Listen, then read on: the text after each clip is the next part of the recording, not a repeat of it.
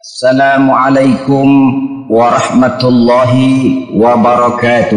Waalaikumsalam warahmatullahi wabarakatuh. Alhamdulillahillazi ja'ala ramadhana syahra siyama lil mu'minin. Wassalatu wassalamu ala ashrafil anbiya'i wal mursalin sayyidina wa maulana Muhammadin wa ala alihi wa ashabihi al-mujahidin at-tahirin, amma ba'du. Ma'asyiral muslimin rahimakumullah. Dari jumlah 12 bulan yang ada dalam agama kita, yang dihitung sejak Muharram sampai dengan bulan Zulqa'dah, maka Ramadan mendapat gelar Sayyidus Syuhur. Sayyidus Syuhur artinya raja, penghulu atau tuan dari seluruh bulan. Apa sebabnya maka Ramadan ini dinamakan Sayyidus Syuhur? Sebab yang pertama, Ramadan dipilih oleh Allah menjadi bulan tempat di mana pertama kali diturunkan ayat-ayat suci Al-Quranul Karim.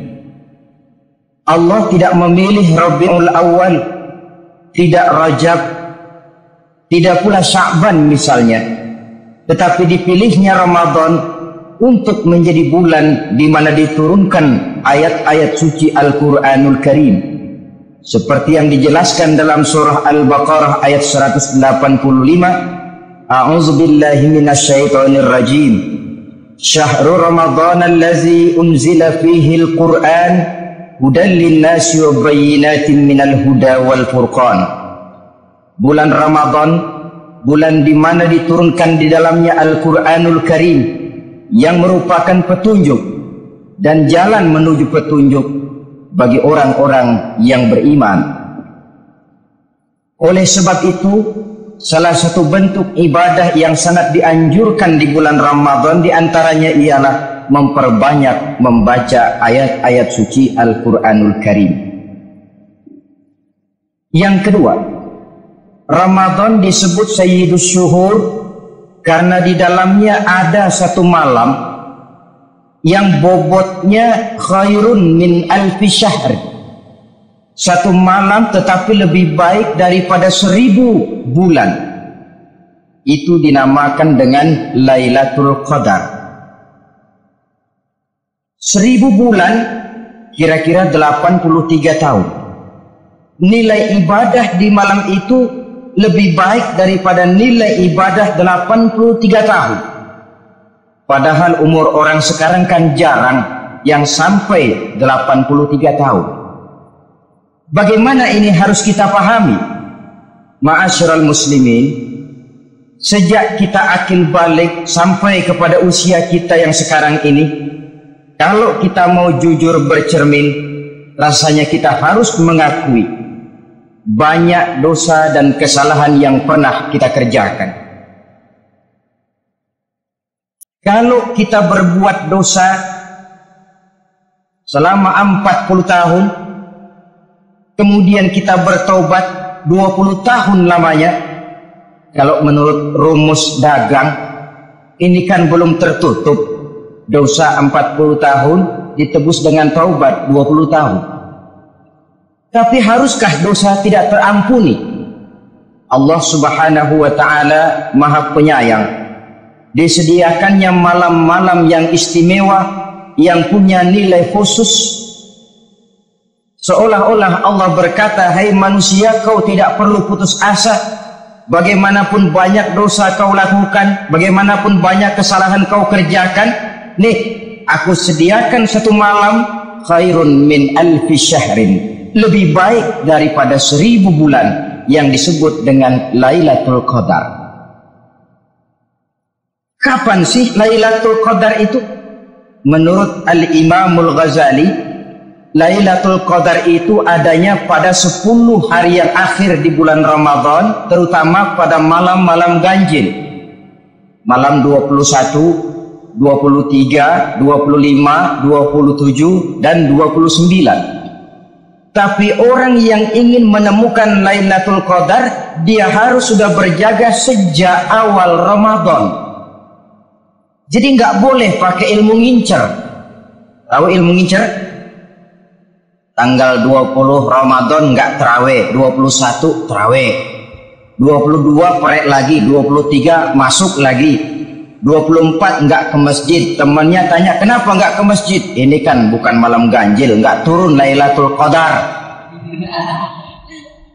Saya kira yang kayak begini dapatnya bukan Lailatul Qadar, boleh jadi Lailatul Qadar.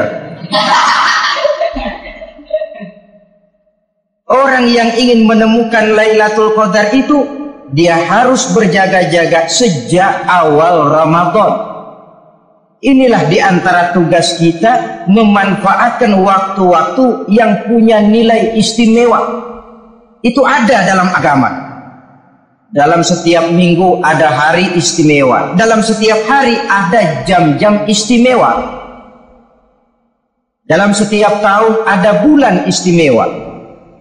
Coba, dalam setiap minggu ada hari istimewa, hari Jumat.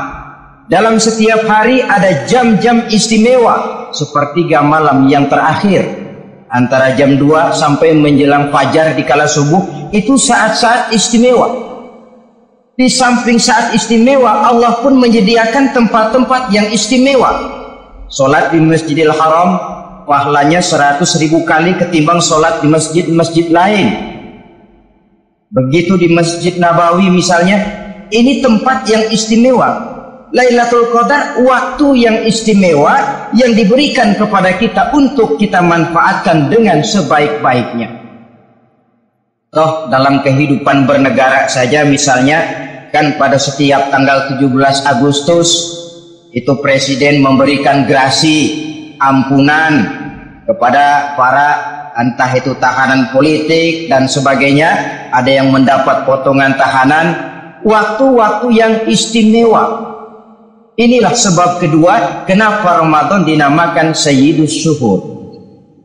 Sebab yang ketiga, Ramadan disebut Sayyidus Syuhur karena di dalamnya nilai kebajikan berlipat ganda adanya. Satu hadis menjelaskan, "Lau ta'lamu ummati ma fi Ramadan, latamannau an takuna as-sanatu kullaha Ramadan." Andai kata umatku tahu keistimewaan apa yang ada di dalam bulan suci Ramadan, niscaya mereka ingin agar sepanjang tahun isinya Ramadan saja. Apa sebabnya? Li'annal hasanata fihi mujtami'atun. Di dalam bulan Ramadan itu berkumpul segala macam kebajikan. Wa ta'atu maqbulatun, segala perbuatan taat diterima oleh Allah. Wa da'awati mustajabatun, segala macam doa dan permohonan dikabulkan oleh Allah. Wa dzunuba maghfuratun, dan segala macam dosa diampuni oleh Allah Subhanahu wa taala. Berlipat gandanya nilai kebajikan yang kita kerjakan di bulan suci Ramadan. Itu sebabnya seorang muslim dalam menyambut bulan suci Ramadan penuh dengan sikap kegembiraan. Kata baginda Nabi, "Man fariha bidukhuli Ramadan, haramallahu jasadahu 'alan niran." Siapa orang yang gembira dengan datangnya bulan suci Ramadan, Allah haramkan badannya dari api neraka. Gembira menyambut Ramadan artinya bagaimana? Apa Ramadan datang terus bakar petasan? Bukan. Pukul beduk? Bukan. Apa gunanya pukul beduk kalau nggak puasa?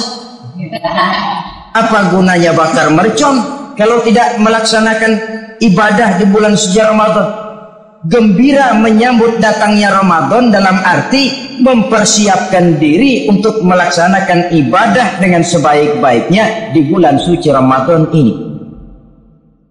Ma'asyiral muslimin rahimakumullah. Yang terakhir, kenapa Ramadan disebut Sayyidus Syuhur? Karena di dalam bulan suci Ramadan ada perintah melaksanakan ibadah puasa. Apa istimewanya ibadah puasa? Pertama, yang dipanggil untuk melaksanakan puasa itu iman. Ini panggilan istimewa. Allah menyatakan, ya ayyuhalladzina amanu kutiba alaikumusiyam. Hai orang-orang yang beriman, diwajibkan atas kamu berpuasa. Iman yang dipanggil untuk melaksanakan ibadah puasa. Contoh, satu hari di depan rumah kita lewat tukang pepaya, tukang duku, tukang duren. Kita panggil satu tukang pepaya, bang pepaya berhenti dulu sebentar. Kira-kira yang merasa tukang pepaya berhenti nggak? Berhenti. Ini tukang duku sama tukang duren berhenti nggak? Tentu tidak berhenti karena tidak dipanggil. Ini Ramadan yang dipanggil orang-orang beriman. Hai orang-orang yang beriman, berhenti dulu sebentar. Berhenti apa? Berhenti makan di waktu siang, berhenti minum di waktu siang.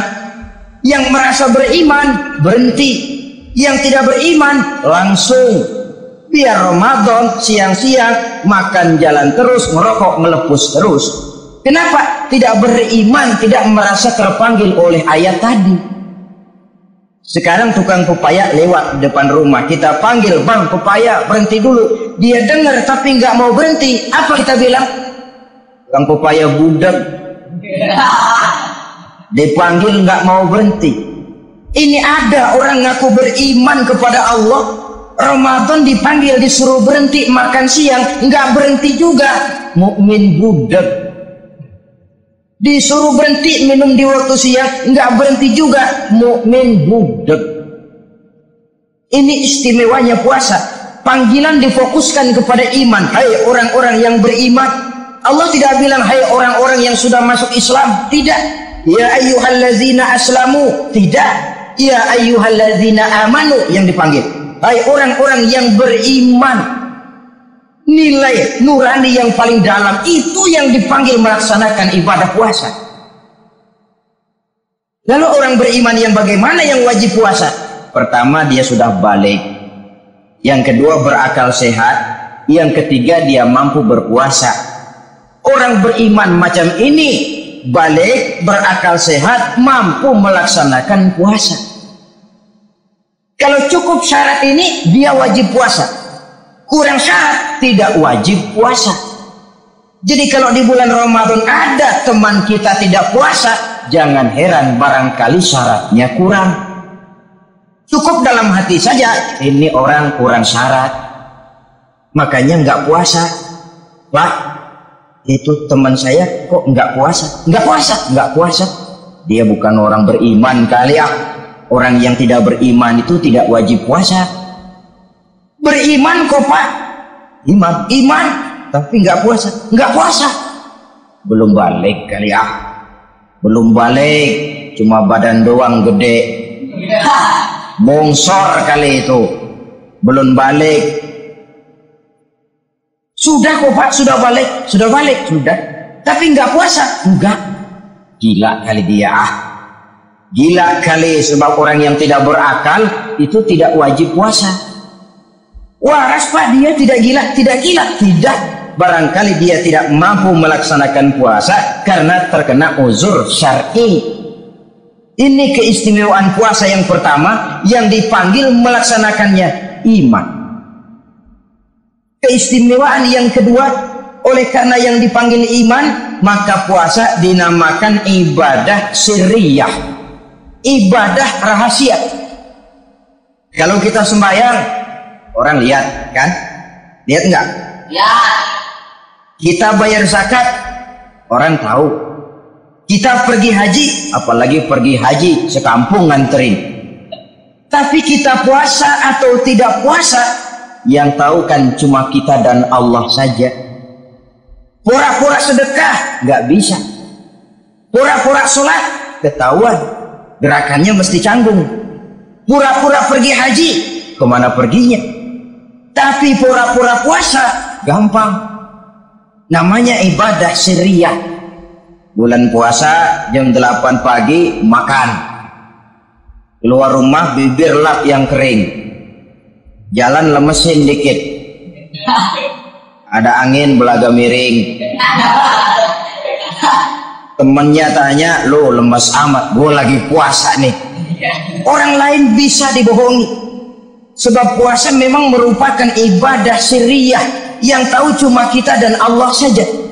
Karena dia ibadah rahasia, puasa ini sulit terkena penyakit riya. Ibadah yang lain karena kelihatan orang gampang kena penyakit riya, to show only. Sholat karena kelihatan orang gampang kena penyakit riya. Karena saya jadi imam, misalnya di belakang saya lihat ada mertua, wah saya bikinlah sembahyang saya mantap-mantap, pakai serban, pakai siwak, bahasanya saya paseh-pasehin kayak orang 16 tahun di Mekah. Wah, ufolli warwal maghribi salah sarokaatin Allahu Akbar. Surahnya saya cari yang panjang-panjang, paling pendek sabbihis sama wadduha. Akibat apa itu? Riya, di belakang ada calon mertua. Tapi kalau sholat sendirian dalam kamar, boro-boro pakai serban dan siwak, kadang-kadang kaos kutang saja cukup. Surahnya jangan sabbih sampai wadduha, langganannya inna atoinakal kautsar sama qul huwallahu ahad. Karena sholat terlihat orang mudah kena penyakit riya. Sedekah pun begitu. Mulanya niatnya cuma mau sedekah 5.000, karena ada orang yang disegani naik 10.000, yang 5.000 sudah karena orang. Jadi ibadah yang lain itu mudah terkena riya, tapi juga mudah dinilai orang. Kita bisa saja bilang itu orang sholatnya khusyuk ya. Kenapa? Kelihatan dari gerakannya. Itu orang hajinya mabrur ya. Kenapa? Kelihatan dari tingkah lakunya setelah pulang haji. Itu orang sedekahnya berani ya. Kenapa? Ketahuan dari jumlahnya. Ibadah yang lain bisa dinilai, tapi puasa nggak bisa dinilai. Orang puasanya mantap bener ya. Kenapa? Beludah melulu. Itu bukan ukuran. Itulah sebabnya dia dinamakan ibadah sirriyah, ibadah yang abstrak, yang tahu cuma si pelaksana dan Allah saja. Ini keistimewaan puasa yang kedua. Yang ketiga, saudara-saudara, kalau ibadah-ibadah yang lain, ganjaran pahalanya itu dijelaskan oleh Allah. Sedekah kalau ikhlas pahalanya begini, haji kalau mabrur pahalanya ini, sembahyang berjamaah pahalanya ini. Untuk puasa tidak. Puasa Allah cuma bilang as-siyamu li wa ana ajzi bihi. Puasa adalah untukku, aku yang akan membalasnya. Berapa besar balasannya tidak dijelaskan oleh Allah. Apa artinya ini? Kalau saudara kerja, mandor bilang, sampean kerja sama saya, gaji satu hari 5.000. Ketahuan kan, sehari 5.000. Kita bisa kong kalingkong, ada mandor rajin, nggak ada mandor kendor. Pokoknya sehari 5.000. Tapi kalau mandor cuma bilang, kau kerja sama aku, soal gajimu nanti aku yang atur. Tidak dijelaskan berapanya, nanti aku yang atur. Ini kan mestinya kita kerja hati-hati. Sebab apa? Mungkin gaji kita lebih besar dari jumlah 5.000 kalau kerjaan memuaskan. Mungkin tidak digaji sama sekali kalau kerjaan berantakan. Tidak dijelaskannya pahala puasa menjadi sugesti bagi kita untuk melaksanakan ibadah ini dengan sebaik-baiknya. Mungkin gaji sangat besar, mungkin tidak digaji sama sekali. Sebab kata Nabi, kam min shaimin laisa lahu min siyamihi illa al-ju' wal 'atsh. Berapa banyak orang puasa, dia tidak memperoleh apa-apa dari puasanya kecuali lapar dan haus saja. Puasa sah, kewajiban gugur, nilai 0. Tidak dapat apa-apa kecuali lapar dan haus. Jadi inilah keistimewaan daripada ibadah puasa. Saudara hadirin yang saya hormati, kemudian apa sih perlunya kita melaksanakan ibadah puasa ini? Namanya syahwat. Kalau itu kita kendalikan, maka langkah hidup ini akan menjadi lurus karenanya. Benar kalau Nabi menyatakan, "Iza jaa Ramadan, futihat abwabus sama, wa ghulliqat abwabun nar, wa subsidatis sayatin." Apabila datang bulan suci Ramadan, dibuka pintu langit, dibuka pintu surga, ditutup pintu neraka, dan diikat setan-setan itu. Siapa yang ikat setan? Puasa kita. Dengan puasa kita mengendalikan nafsu. Kalau nafsu kita kendalikan, setan nggak berkutik. Jadi yang mengendalikan nafsu itu nilai puasa. Nafsu terkendali, setan terikat. Kalau puasa, kalau nggak puasa, setannya ngebludak. Jadi jangan digambarkan, wah kalau bulan puasa setan dirantai. Rantainya kayak apa? Yang rantai siapa? Arti setan diikat di sini ialah nafsu dikendalikan. Dengan apa? Mengatur makan dan minum. Puasa kan sebenarnya logikanya mengatur perpindahan waktu makan dan minum saja. Apabila perut besar ini teratur demikian rupa, syahwat tidak menggelegar, dia terkendali. Dengan hidup pandai mengendalikan nafsu, iblis tidak berdaya dan tidak berkutik. Ma'asyiral muslimin rahimakumullah, Nabi bersabda, "La yu'minu ahadukum hatta takuna hawahu taba'an lima ji'tu bih." Belum sempurna iman kamu kalau nafsumu belum ikut apa yang aku bawa. Yang dibawa Nabi tidak lain daripada syariat, termasuk di dalamnya pelaksanaan ibadah puasa. Karena itu saya pesan kepada seluruhnya, jangan kalau puasa kayak orang ngancem. Siang bisa mengendalikan nafsu, tapi begitu maghrib berbunyi, nafsu sudah tidak terkendalikan lagi. Itu namanya puasa orang ngancem. Kayaknya biarin siang gua tahan, ntar lo maghrib. Begitu maghrib berbunyi, sudah macam bendungan pecah. Semua isi meja pindah ke perut. Akhirnya kalau siang dia setengah mati kelaparan, habis buka setengah mati kekenyangan. Dua-duanya jelek. Kalau sudah kekenyangan, yang enak kan ngukur balik. Tidur. Maghrib lewat, isya out, tarawih boten. Temennya nyamper ke masjid yuk tarawih duluan deh, gua kenyang bener nih. Kenyang. Berbuka itu yang bagus pakai etik ya. Etika buka itu, maghrib berbunyi, cukup seteguk air, 3 butir korma atau sepotong kue. Sholat maghrib. Selesai sholat maghrib, masuk ronde kedua. Waktunya agak panjang, makan ala qadarnya. Selesai makan, berangkat ke masjid, isya, tarawih. Pulang tarawih, masuk ronde ketiga. Waktunya panjang, mau habis-habisan juga nggak apa-apa.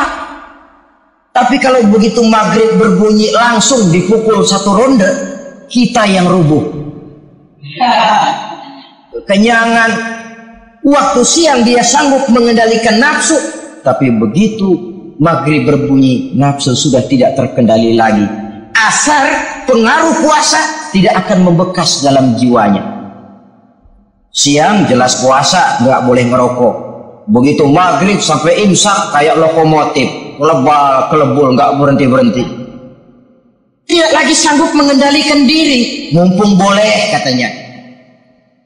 Sampai pernah kejadian ada orang bangun sahur kesiangan, bingung dia waktunya tinggal dikit. Mau sahur dulu nggak keburu ngerokok, mau ngerokok dulu takut nggak keburu sahur, akhirnya bareng. Sebelah nyuap nasi, sebelah ngerokok. Itu macam mana rasanya kalau sudah kayak begitu itu? Padahal pengaruh daripada melaksanakan puasa akan terlihat dari sejauh mana seseorang dalam hidup mampu mengendalikan nafsu. Bukan pada waktu memang dilarang, tapi pada waktu diizinkan. Di situ yang paling kelihatan. Kalau waktu siang saudara mampu mengendalikan nafsu, itu jelas saja memang seharusnya puasa. Malam dalam keadaan makan boleh, minum boleh, masih mampu mengendalikan nafsu dalam arti makan dan minum pada batas yang wajar saja. Itulah yang dikehendaki dari melaksanakan ibadah puasa, sehingga ibadah itu membekas dan ikut membentuk kepribadian orang. Sekali lagi, jangan cuma waktu siang saja bisa mengendalikan nafsu. Di waktu malam pun dalam kondisi yang memang dihalalkan, kita juga hendaknya mampu mengendalikan nafsu. Jadi inilah perlunya puasa yang pertama, supaya kita bisa mengendalikan nafsu. Yang kedua, puasa itu melatih kita hidup sederhana. Orang sufi mengajarkan orang yang paling kaya ini sebenarnya orang yang hidupnya paling cukup. Sedangkan orang miskin adalah orang yang kebutuhannya kelewat banyak. Maka yang paling kaya, bahkan yang maha kaya, itu sebenarnya cuma Allah. Sebab apa? Dia nggak perlu apa-apa. Makin banyak keperluan kita, makin miskin kita. Coba orang puasa lihat, kalau sudah jam 2, jam 3, itulah barangkali memang termasuk godaannya dalam melaksanakan ibadah puasa. Kalau jam 1 siang, jam 2 siang, jangankan makanan enak, nangka busuk kita lihat legit. Barangkali cobaan di dalam melaksanakan ibadah puasa. Tapi kalau sudah maghrib berbunyi, berbuka kita kena seteguk air, sepotong roti, 3 butir korma, kenyang rasanya. Kemana keinginan yang tadi begitu menggebu-gebu? Oh, bisikan nafsu rupanya itu. Makin dalam kita merenung, makin sampai kita kepada bentuk kesederhanaan di dalam hidup ini. Puasa membentuk pribadi seorang muslim untuk jauh daripada sifat tamak bin rakus alias serakah. Tamak itu berasal dari kalimat toma dalam bahasa Arab yang sifatnya sudah terukir dari hurufnya. Huruf to, tengahnya bolong. Huruf mim, tengahnya bolong. Huruf ain, mulutnya mangap, perutnya gede. Jadi orang tamak macam itulah. Apapun yang diberikan Allah tidak pernah ada cukupnya dan tidak pernah ada syukurnya. Sehingga Nabi menjelaskan, lau anna libni adama wadiyani min zahabin labtagha lahuma thalisan wa la yamla'u jawfa ibn adam illa turab. Andai kata manusia mempunyai 2 buah ladang yang seluruhnya emas, tidak usah kepalang tanggung, ladang emas, 2 ladang, semuanya ladang emas, dia tidak akan puas, dia akan mencari lagi ladang yang ketiga. Wala yamla'u jawfa ibn adam illa turab. Mulut manusia ini memang tidak akan pernah penuh kecuali kalau sudah diisi dengan tanah. Kapan diisi dengan tanah? Kalau sudah menghadap ke arah kiblat di liang lahat, nah itu baru mulut udah nggak ngrawil, diam, tenang, kalem, diisi dengan tanah. Dengan demikian kita lihat bahwa puasa makin kita hayati, makin dekat kita kepada kesederhanaan di dalam kehidupan ini. Islam tidak melarang orang untuk kaya, untuk punya harta. Yang dilarang ialah sifat rakus, serakah, dan tamak.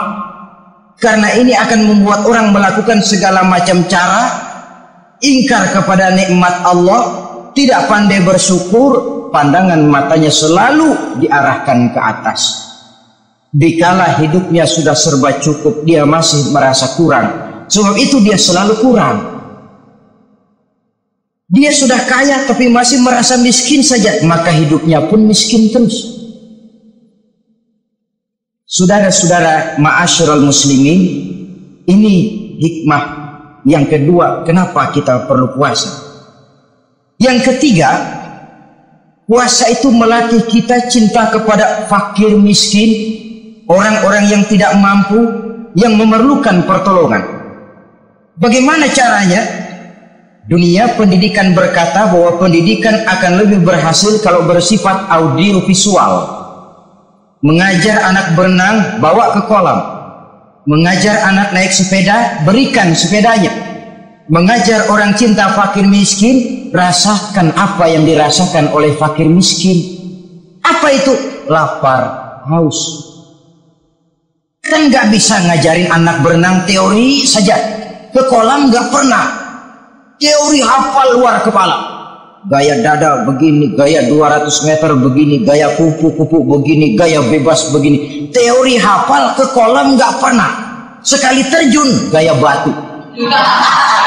Sudah gak timbul-timbul lagi.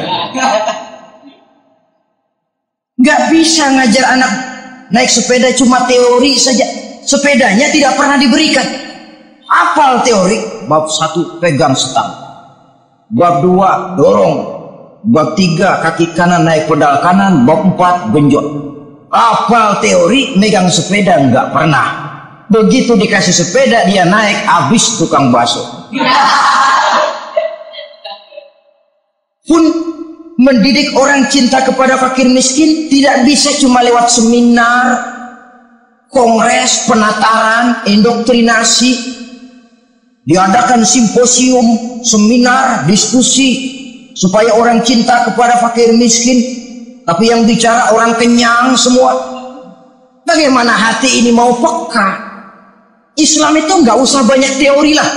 Rasakan saja lapar haus enak nggak? Kalau kau tahu lapar dan haus tidak enak, kau lapar haus cuma sebentar. Habis maghrib, laparmu hilang, hausmu hilang. Bagaimana saudara-saudaramu muslimin yang terkapar di kolong-kolong jembatan, yatim piatu yang hidup terlunta-lunta, perempuan-perempuan tua hidup miskin, anak pun banyak perlu uluran tangan, lapangan kerja sulit, persaingan hidup makin tajam, meringkuk mereka di sudut-sudut kehidupan, beratap langit, beralas bumi, tanpa tahu kapan hidup dan nasibnya akan berubah. Di situ pekaklah hati untuk hidup tidak cuma buat kepentingan diri dan perut sendiri saja, tapi mampu memberikan pertolongan sesuai dengan kemampuan kepada mereka yang memang memerlukan. Sebuah hadis menyatakan, irhamu ahlal ardi yarhamkum man fis sama. Sayangilah apa yang ada di permukaan bumi, nanti yang di langit akan sayang kepadamu. Si kaya sayang kepada yang miskin lalu menolongnya. Yang alim sayang kepada yang awam lalu membimbingnya. Yang pemimpin sayang kepada rakyat lalu melindunginya. Yang di langit akan sayang kepada kita, akan turun rahmah berlimpah, akan tercipta keberkahan dan ketenangan dalam hidup. Tapi kalau sebaliknya, yang kaya malah nyantap yang miskin, yang pemimpin malah menggilas yang rakyat, yang alim malah membodoh-bodohi orang yang memang sudah bodoh, akan terwujudlah malapetaka. Bukan rahmah yang turun dari langit, tapi azab akan menimpa kita semua. Orang yang menghayati lapar, menghayati haus, akan timbul kepekaan sosial. Hidup tidak cuma untuk diri sendiri saja, tapi mampu melihat lingkungannya. Yang keempat, kita perlu puasa untuk menumbuhkan sifat jujur dan disiplin. Coba lihat, kalau tengah hari bulan puasa, andai kata saudara masuk ke dalam kamar seorang diri, saudara kunci dari luar, lalu saudara makan, tidak seorang pun tahu. Tapi kenapa itu tidak kita lakukan? Ada semacam perasaan malu. Malu kepada Allah. Iya, orang lain tidak tahu. Iya, manusia bisa saya bohongi, tapi Allah. Atau umpamanya waktu sholat zuhur, saudara sholat zuhur di masjid, umpama ketika ngambil air wudhu, giliran kekemur, saudara korupsi dikit aja, telan. Jangankan orang lain, teman wudhu sebelah pun tidak tahu itu. Tapi kenapa tidak mau kita lakukan? Rasa malu kepada Allah. Di sini sumber nilai timbulnya kejujuran dan disiplin. Bukan berupa undang-undang mati yang dipaksakan dari luar, tapi timbul dari dalam jiwa dan nurani kita sendiri. sikap jujur dan disiplin. Yang terakhir, kita perlu puasa untuk memelihara kesehatan. Kata Nabi, sumu tasihhu, berpuasalah kamu, badanmu akan sehat. Sebab apa? Saya katakan tadi, semua energi dihasilkan dari perut besar sini. Itu makanan yang kita makan, mulai dari keju sampai singkong, mulai dari hamburger sampai combro, masuk perut besar, digiling, lalu ditransfer ke seluruh tubuh oleh perut besar ini. Mekanisme kerjanya persis pabrik besar yang kalau kita hayati, Allahu Akbar, fatabarakallah ahsanul khaliqin. Ini tangan supaya kuat kerja perlu vitamin apa? Kirim ke tangan. Mata supaya awas perlu vitamin apa? Kirim ke mata. Bibir supaya nggak pecah perlu vitamin apa? Kirim ke bibir. Oleh perut besar ditransfer ke seluruh tubuh. Sisanya yang nggak perlu keluar jalan belakang. Kalau perut besar ini terus menerus bekerja, ibarat mesin diporsir, dia akan cepat rusak. Maka datang bulan Ramadan, perut besar itu jangan terlalu diporsir, diberikan tenggang waktu istirahat. Sehingga Nabi memberikan jaminan, sumu tasihhu, berpuasalah kamu, pasti kamu akan sehat. Buktinya orang mati kelaparan banyak, tapi yang mati karena puasa, kalau puasanya betul, nggak ada. Maka Islam itu agama yang sesuai dengan fitrah, ya. Buktinya apa? Puasa wisol itu bukan saja tidak boleh, tapi haram. Puasa wisol artinya puasa nyambung, dari pagi sampai maghrib sampai malam sampai besok pagi lagi terus-terusan puasa, haram, karena itu bertentangan dengan fitrah. Islam tidak, cukup dari waktu imsak sampai datang waktu maghrib. Kenapa? Menurut perhitungan itu sesuai dengan daya kemampuan maksimal manusia. Sudah diukur itu. Allah yang bikin manusia kok. Jadi kalau Allah perintah puasa, itu sudah dalam kemampuan daya tampung dari kapasitas yang dimiliki manusia. Orang mati kelaparan banyak, yang mati karena puasa nggak ada. Belum pernah saya dengar ada warta berita, sari berita-berita penting dalam sejarah ini, gara-gara bulan puasa orang Islam pada mati. Nggak ada. Yang mati kelaparan banyak, tapi yang mati karena puasa tidak ada. Nabi menjamin, sumu tasihhu, berpuasalah kamu, pasti badanmu akan sehat. Ma'asyiral muslimin, kalau sudah tahu kita apa perlunya kita berpuasa, pembicaraan akan saya lanjutkan bagaimana seharusnya kita puasa. Puasa yang ideal itu yang bagaimana? Al-Imamul Ghazali menjelaskan, orang yang puasa itu ada 3 macam. Pertama, saumul awam, puasanya orang kebanyakan. Orang macam ini merasa sudah puasa asal tidak makan, tidak minum, puasa sudah. Pokoknya tidak makan, tidak minum, itulah puasa. Ini puasanya orang awam. Matanya tidak pernah puasa, kupingnya tidak puasa, kakinya tidak puasa, tangannya tidak puasa. Ini puasa orang awam kebanyakan. Hasilnya tidak mustahil seperti yang dikatakan Nabi tadi. Berapa banyak orang puasa tidak mendapat apa-apa dari puasanya kecuali lapar dan haus. Puasa sah, kewajiban gugur, nilai 0. Kan rugi ibadah semacam itu. Sebab jangan lupa, yang membatalkan itu kan 2. Ada yang membatalkan pahala puasa, ada yang membatalkan puasa. Bedanya apa? Kalau puasa batal, pahala jelas batal. Tapi kalau pahala yang batal, puasanya mungkin sah, kewajibannya gugur, tapi pahala tidak ada. Kalau yang membatalkan puasa sih umumnya kita bisa jaga itu. Sebab apa? Masalahnya konkret, kelihatan. Apa yang membatalkan puasa? Misalnya makan dan minum yang disengaja walaupun sedikit, batal. Sedikit tapi sengaja tidak mengenyangkan, batal. Mamanya pentol korek yang kecil itu, sengaja telan waktu puasa, batal.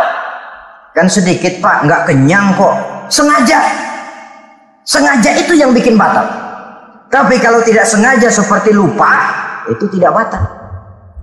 Misalnya hari pertama puasa, di sembahyang subuh tidur, bangun jam 8, lupa kebiasaan, langsung aja nyerbu ke dapur.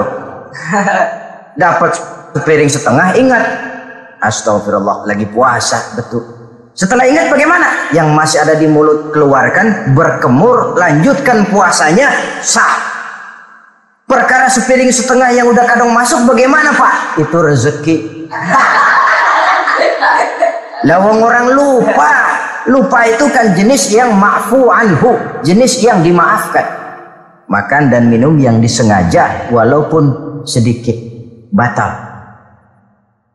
puasanya. Apalagi muntah yang disengaja, batal puasa. Ukuran sengaja kan kita tahu. Apalagi hilang akal seperti gila atau pingsan, batal puasa. Apalagi hubungan suami istri di waktu siang secara sengaja, batal. Kalau sengaja, kalau nggak sengaja, enggak.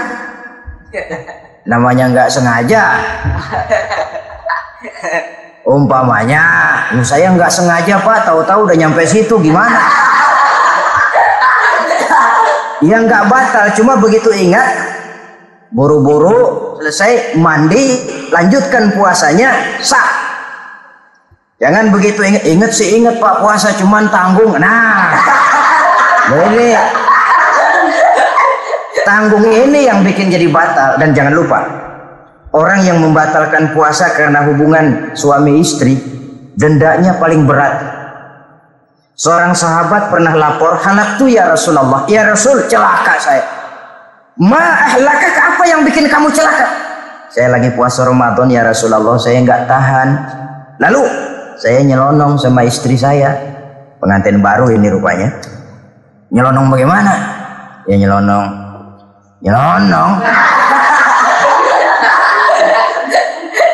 Melanggar dia, tapi jujur, lapor. Kata Rasul, ya sudah, bayar dendanya. Dendanya apa ya Rasulullah? Bebaskan budak. Saya nggak punya budak ya Rasulullah. Tidak punya. Puasa 2 bulan berturut-turut, tidak boleh diselang-seling. Syahraini mutatabi'aini, 2 bulan berturut-turut, tidak boleh diselang-seling. Gimana? Sanggup puasa 2 bulan berturut-turut? Enggak kuat ya Rasulullah. Enggak kuat. Ramadan yang sebulan aja saya nyelonong, apalagi 2 bulan. Kalau kau tidak kuat juga, beri makan 60 fakir miskin, 1 orang 1 mod ya Rasulullah. Apalagi jangan memberi makan 60 fakir miskin. Istri saya di rumah sehari masak, 3 hari libur. Saya orang susah ya Rasulullah. Saya pikir lagian ya orang kebangetan juga, udah melarat sama larangan berani. Rasul masuk ke dalam kamar, keluar kembali bawa sekeranjang kecil korma. Kalau kau tidak punya apa-apa, bawa pulang nih. Sedekahkan kepada orang-orang miskin di kampungmu sebagai pembayar dendamu. Ya Rasulullah, apalagi? Di kampung saya itu yang paling miskin saya. Waduh, rusak bener orang. Apa marah Rasul? Beliau malah senyum. Ya sudah, kalau memang yang paling miskin kamu, bawa pulang saja itu korma, beri makan anak istrimu di rumah. Orang ini udah melanggar larangan, dapat korma lagi. Yang kedua, watak hukum Islam itu elastis, fleksibel, tidak kaku. Tidak kalau sudah begitu ya mesti begitu, itu tidak. Yang sering kaku kan kitanya umat Islam di dalam memahami Islam. Saudara hadirin yang saya hormati, yang tidak boleh itu pun di waktu siang. Kalau malam sejak maghrib sampai sebelum imsak, pada awal perintah puasa tidak boleh. Tapi ternyata banyak juga yang nyerempet-nyerempet. Sampai Allah turunkan, uhilla lakum lailatas siyami arrafasu ila nisaikum. Dihalalkan bagi kamu pada malam puasa bergaul dengan istrimu. Jadi barangkali di antara pendengar ini ada yang pengantin baru, tolong sabarlah di waktu siang. Tunggu maghrib berbunyi. Kalau sudah maghrib habis buka, mau buka lagi juga nggak apa-apa. Terserah saja. Ini yang membatalkan puasa. Yang kita sulit mengontrol, yang membatalkan pahalanya. Apa misalnya? Ngomong-ngomongin orang. Puasa, ngomongin orang jalan terus. Itu ya tetangga kita. Kenapa emang? Oh, anu. Kita sih bukan ngomongin orang ini. Bukan ngomongin orang katanya. Ngomongin tuyul. Anu. Bohong. Orang puasa bohong, apa puasanya batal? Tidak. Puasanya sah. Yang batal mungkin pahalanya. Saudara-saudara, ma'asyiral muslimin rahimakumullah. Mata, terutama di kota-kota besar, menjaga mata ini kadang-kadang kita nggak pengen lihat tapi kelihatan. Sebab itu memang yang tidak boleh ngeliatin. Kalau kelihatan lain, kelihatan itu kan rezeki. Kita nggak mau tapi kelihatan. Yang kelihatan itu sebentar. Kata Imam Ali, nazaratul ula laka wasaniyatu alaika. Pandangan pertama untukmu, yang kedua atasmu. Jadi begitu kelihatan, ya sudah. Jangan kelihatan tapi manteng aja enggak. Jadi mantengnya ini yang jadi urusan. Saudara hadirin yang saya hormati, dengan kata lain, berusahalah kita untuk puasa zahir batin. Itu yang pertama tadi. Puasa tingkatnya orang saumul awam disebut. Tingkat yang kedua, saumul khawas, puasanya orang khusus. Bagaimana ini? Di samping tidak makan dan tidak minum, panca inderanya sudah ikut puasa. Matanya puasa, kupingnya puasa. Asal ada diajak ngomong-ngomongin orang, maaf ya, kuping saya lagi puasa. Kakinya puasa, diajak jalan ke tempat yang tidak baik, dia bilang maaf saja, kaki saya lagi puasa. Diajak nyolong, maaf, tangan saya lagi puasa. Tidak cuma sekedar tidak makan dan tidak minum, panca inderanya sudah ikut puasa. Sekurang-kurangnya seperti inilah puasa kita, zahir batin. Nah, yang tertinggi disebut saumu khawasil khawas, puasa orang khusus yang lebih khusus lagi. Ini sudah the first class ini, puasanya orang VIP. Bagaimana puasanya orang ini? Di samping tidak makan dan tidak minum, puasa panca inderanya, hatinya juga sudah ikut puasa dari seluruh keinginan yang selain Allah. Wah, ini kelas tinggi. Orang yang puasa macam ini, andai kata jam 3 sore dia berpikir, ntar sore buka pakai apa ya, dia menganggap batal pahalanya. Kenapa? Masih mikirin makanan. Kalau kita kan bukan cuma mikirin, ngancem. Waduh, jam 5 di meja udah berderek es kopior, kelapa muda, cendol. Apa yang mau diminum lebih dulu? Tingkat yang tertinggi ini, hatinya juga puasa dari semua keinginan yang selain Allah. Idealnya sekurang-kurangnya kita puasa zahir batin. Zahirnya menahan diri dari yang membatalkan puasa, batinnya mencegah diri dari yang membatalkan pahala puasa kita itu. Ma'asyiral muslimin rahimakumullah. Terakhir, Rasulullah Shallallahu Alaihi Wasallam membagi bulan Ramadan itu menjadi 3 bagian. Sepertiga yang pertama, tanggal 1 sampai 10 Ramadan, masa turunnya rahmah, turunnya kasih sayang Allah. Kalau istilah sepak bola, tanggal 1 sampai 10 Ramadan ini disebut babak semifinal, babak penyisihan. Sepak bola itu kalau baru tingkat babak penyisihan, pesertanya banyak. Seluruh kesebelasan turun bertanding, babak penyisihan. Ramadan tanggal 1 sampai 10, babak penyisihan, putaran pertama. Pasaran puasa rame. Masjid musola full house, meledak, tidak sanggup menampung jamaah yang tarawih itu. yang tadarus meriah. Kenapa? Maklum babak penyisihan seluruh kesebelasan turun bertanding. Tanggal 1 sampai tanggal 10 Ramadan.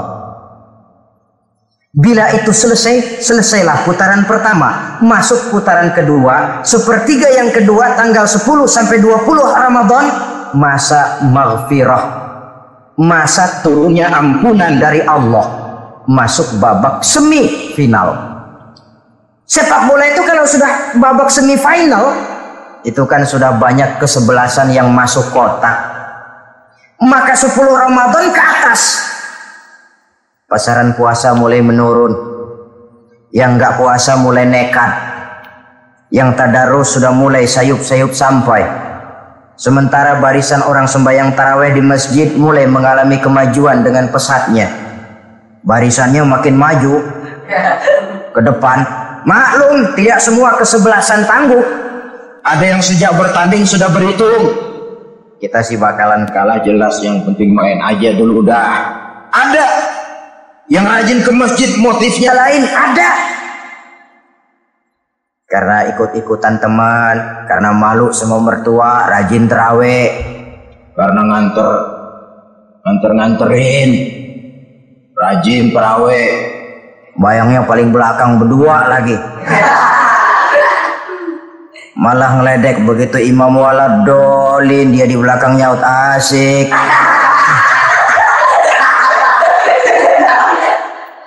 Yang kayak begini ini sudah nggak bakal tahan lama, akan gugur babak semifinal. Puncaknya putaran terakhir tanggal 20 sampai akhir Ramadan, masa itkun minan nar, masa pembebasan dari api neraka, masuk babak final. Kalau sudah babak final, ya pesertanya nggak banyak sudah. Ramadan tanggal 20 ke atas babak final, pesertanya nggak banyak. Sebab apa? 20 Ramadan ke atas pikiran orang sudah bercabang itu. Yang punya kampung sudah siap-siap mau pulang mudik, lebaran di buah kampung, puasa kayak enggak, yang penting pokoknya lebaran. Yang pegawai negeri gajinya kecil, anaknya banyak, palanya ngebet. Yang belum punya sepatu, belum punya baju, macam-macam problem, sehingga konsentrasi ibadah menurun. Padahal Nabi sangat menganjurkan tingkatkan ibadah, la siyama fi asril awakhir, lebih-lebih pada hari 10 yang akhir, tanggal 20 sampai akhir Ramadan. Di situ dianjurkan memperbanyak ibadah, i'tikaf, tarawih, tadarus Quran, bersedekah, amalan-amalan sunnah yang sangat dianjurkan di bulan suci Ramadan ini. Nah, mereka yang keluar sebagai finalis Ramadan, Allah Subhanahu wa taala berkenan memberikan piagam penghargaan. Di atas piagam itu tertulis dengan nyata, ghufira lahu ma taqaddama min zambihi. Pemegang piagam ini dinyatakan keluar sebagai finalis Ramadan, kepadanya diberikan penghargaan dengan jaminan ampun terhadap seluruh dosa yang pernah dia kerjakan. Sehingga dia keluar Ramadan, masuk 1 Syawal seperti bayi baru dilahirkan oleh ibunya, bersih tanpa dosa karena sudah dibersihkan oleh ibadah Ramadan. Sehingga masuk Syawal, dia rayakan Idul Fitri, dia pantas mengucapkan minal aidin wal faizin. Minal aidin artinya semoga kita termasuk orang yang kembali. Kembali kemana? Kembali kepada fitrah. Seperti bayi baru dilahirkan oleh ibunya, tidak punya dosa kepada Allah karena sudah dibersihkan oleh ibadah Ramadan. Ini orang yang finalis, puasanya betul, tarawihnya betul, pantas mengucapkan minal aidin. Dan kalau tarawih cuma 2 malam, puasa 3 hari, lebaran paling rajin, mas minal aidin ya, minal aidin. Nggak tahu diri lo, minal aidin dari mana? Saudara hadirin, dosa kepada Allah bersih oleh ibadah Ramadan. Tinggal dosa kepada sesama manusia berhalal bihalal di hari raya Idul Fitri. Nah, inilah pembicaraan kita pada pertemuan kali ini, dengan harapan mudah-mudahan ibadah kita diterima Allah, kita keluar sebagai finalis yang pada akhirnya masuk ke dalam kelompok minal aidin wal faizin, orang yang kembali suci kepada fitrah dan orang yang beruntung. Dengan semangat inilah kita rayakan Idul Fitri, hari raya kembali kepada fitrah. Terima kasih banyak atas segala perhatian. Mohon maaf atas segala kekurangan. Usikum wa nafsi bitaqwallah. Wassalamualaikum warahmatullahi wabarakatuh. Waalaikumsalam warahmatullahi wabarakatuh.